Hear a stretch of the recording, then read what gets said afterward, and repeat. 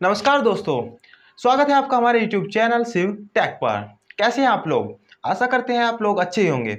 दोस्तों, आज की इस वीडियो में हम आपके लिए पाइथन का एक और सिंपल सा प्रोग्राम लेकर आ चुके हैं और इस प्रोग्राम में हम वोवेल्स की संख्या को गिनने वाले हैं। एक स्ट्रिंग इनपुट करके उसमें वोवेल्स को काउंट करने वाले हैं, गिनने वाले हैं। तो चलिए इस प्रोग्राम को अपने कंप्यूटर स्क्रीन पर देख लेते हैं। तो चलिए चलते हैं अपने कंप्यूटर स्क्रीन पर। तो अब हम आ चुके हैं अपनी कंप्यूटर स्क्रीन पर और जो हमारा प्रोग्राम है वो ये है। एक स्ट्रिंग इनपुट करने के लिए एक प्रोग्राम लिखिए और उसमें वोवेल की संख्या गिने। हमें एक स्ट्रिंग को इनपुट करना है और उसमें जितने भी वोवेल आए हैं उनको काउंट करना है, गिनना है। तो चलिए इस सिंपल से प्रोग्राम को अपने पाइथन सॉफ्टवेयर बनाते हैं। सबसे पहले हम स्टार्ट मेन्यू का यूज करके अपने पाइथन सॉफ्टवेयर को ओपन कर लेंगे और पाइथन सॉफ्टवेयर को ओपन करने के बाद यहाँ से हम फाइल मेन्यू से न्यू फाइल को सेलेक्ट कर लेंगे। नई फाइल लेने के बाद अब हम यहाँ पे अपने प्रोग्राम की कोडिंग करेंगे। हमें सबसे पहले यूजर से एक स्ट्रिंग को इनपुट कराना है। तो इसके लिए हम एक वेरिएबल ले लेते हैं str या फिर st ले लेते हैं वेरिएबल। st वेरिएबल लेने के बाद हम इनपुट कराते हैं यूजर से। जो इनपुट स्टेटमेंट है वो यूजर से जो डाटा प्राप्त करता है वो डिफॉल्ट रूप से स्ट्रिंग ही होता है। तो हमने सिंपल यहाँ पे इनपुट ही लिख दिया है और यूजर को हम दिखा देंगे enter a string, enter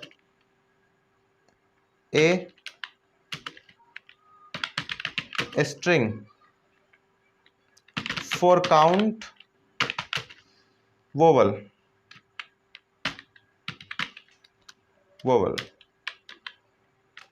input statement के द्वारा हमने यूजर को दिखाया है enter a string for count vowel. जब यूजर इसे देखेगा तो वो एक स्ट्रिंग को इनपुट कर देगा वोवेल्स को गिनने के लिए। वो स्ट्रिंग st वेरिएबल के अंदर स्टोर हो जाएगी।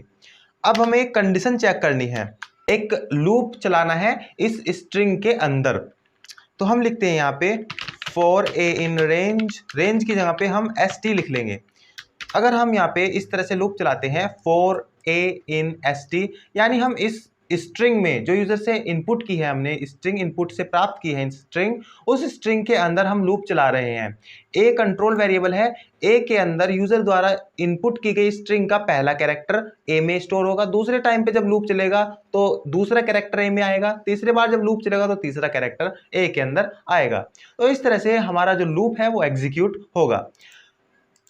सबसे पहले जब ए के अंदर यूजर के द्वारा एंटर की गई स्ट्रिंग का पहला कैरेक्टर आएगा तब ये हम कंडीशन चेक कर लेंगे। यदि ए इक्वल आता है ए के, जो वोवेल होते हैं, vowel A E I O you होते हैं, तो हम यहाँ पे उन्हीं सब वोवेल्स का यूज करके कंडीशन को चेक करेंगे।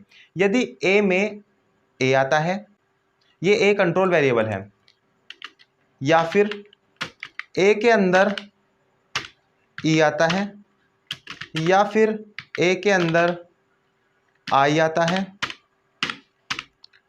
या फिर ए के अंदर ओ आता है, या फिर ए के अंदर यू आता है। अगर ये सब आएंगे तो वो वोवेल होगा और हम वोवेल को काउंट कर लेंगे। अब ये तो हमने यहाँ पे स्मॉल वोवेल्स लिखे हैं। अगर यूजर कैपिटल वोवेल एंटर करेगा तो वो भी हमें चेक कर लेने हैं यहीं पे। तो इसी में हम लिख लेते हैं और, या फिर ए के अंदर कैपिटल ए आता है, या फिर ए के अंदर कैपिटल ई आता है, या फिर ए के अंदर कैपिटल आई, या फिर ए के अंदर कैपिटल ओ, या फिर ए के अंदर कैपिटल यू आता है।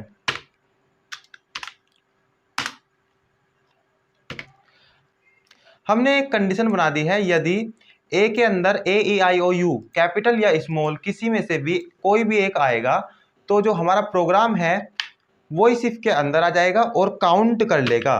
काउंट वेरिएबल ले लेते हैं। सबसे पहले हम फॉर लूप से पहले काउंटिंग हमारी स्टार्टिंग में 0 है, अभी हमने कुछ भी काउंट नहीं किया है।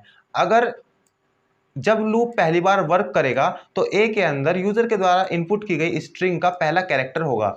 अगर वो character A E I O you या फिर capital A E I O you में से कोई भी एक मिलता है तो हमें काउंटिंग में एक बढ़ा देना है, काउंटिंग में प्लस कर देना है एक, और जो डाटा आएगा वो काउंटिंग में ही रख देना है। तो इस तरह से हमारा प्रोग्राम यहाँ पे काउंटिंग कर लेगा। जब भी ए ई आई ओ यू यानी जब भी वोवेल आएगा काउंटिंग एक बढ़ जाएगी, और अगर वोवेल नहीं आएगा तो लूप आगे बढ़ता रहेगा। अगर वोवेल आएगा तो यहाँ पे काउंटिंग भी बढ़ती रहेगी। और अंत में हम यहाँ पे लूप से बाहर आएंगे और प्रिंट कर देंगे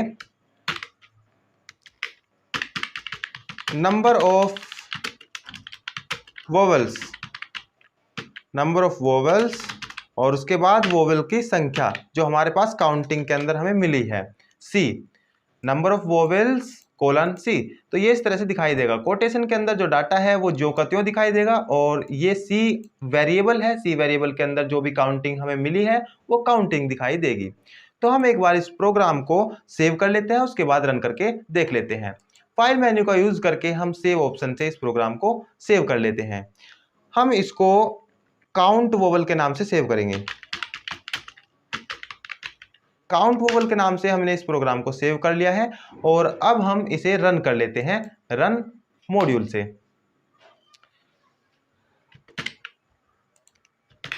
जो हमारा प्रोग्राम है वो रन हो चुका है। अब हम यहाँ पे एक स्ट्रिंग को इनपुट करते हैं, दिस इज माई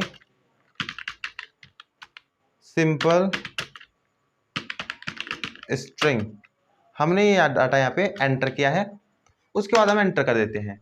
अब यहाँ पे इसने काउंट करके बता दिया है नंबर ऑफ वोवेल्स कोलन 5, यानी जो वोवेल्स हैं वो 5 है, 5 है। तो इसमें आप ए ई आई ओ यू जो वोवेल्स हैं उन्हें गिन सकते हैं, 1 2 3 4 और 5। यहाँ पे 5 वोवेल्स हैं, बाकी सब कॉन्सोनेंट हैं। तो इस तरह से हम वोवेल्स की संख्या को काउंट कर सकते हैं अपने प्रोग्राम में। आशा करते हैं आपको ये वीडियो पसंद आई होगी। तो मिलते हैं इसी प्रकार की एक और इन्फॉर्मेटिव वीडियो के साथ, तब तक के लिए टेक केयर, गुड बाय, जय हिंद।